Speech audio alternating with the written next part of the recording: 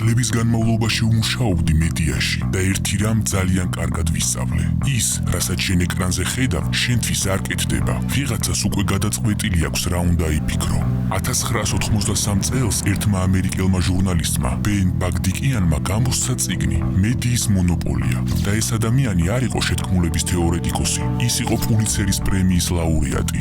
მაშინ მან აჩვენა, რომ ამერიკული მედია საშუალებების უმეტესობას 50 კომპანია ფლობდა. 32 წლის შემდეგ ბიზნეს ინსაიდერმა ჩაატარა კვლევა და დადგინდა, რომ ამერიკის მედია ბაზის 90%, 50-ის მაგივრად უკვე 6 კომპანიის ხელშია და აქ ყველაზე საინტერესო რამ იწყება. ამ 6 კორპორაციის არხების დიდი ნაწილი მთლიანად პოლიტიკურია. ეს არხები ერთმანეთს ებრძვიან, ერთი მემარჯვენეა, მეორე მემარცხენე, ერთი ომის მომხრე, მეორე მოწინააღმდეგე, მაგრამ მათ აერთიანებთ ერთი რამ. ყველა იმ კომპანიის მფლობელი, რომლის საკუთრებაშიც ეს არხები არიან, არის ერთი კორპორაცია, BlackRock.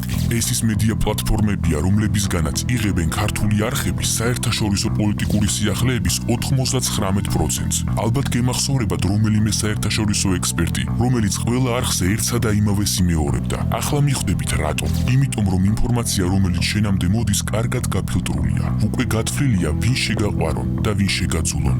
ობიექტური ჟურნალისტიკა არ არსებობს. არ არსებობენ კარგები და ცუდები, არსებობს ინტერესები. ყველა ამბავი ვიღაცის თვალით არის დანახული და ვიღაცის ჯიბეშია გადახდილი. და ახლა მთავარი, რატომ გეუბნები მე ამას?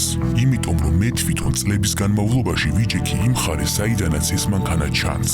მე ვნახე როგორ იწერება სათაური მანამ სანამ ამბავი მოხდება. ვნახე როგორ კრება ვიდეო და ვნახე როგორ იქმნება მტერი ერთ ღამეში. და დადგა დრო, ვინმე ხმამაღლა თქვას ის, რაზეც ყველა ჩურჩულით ლაპარაკობს. გამოიწერე, რომ არ გამოგრჩეს.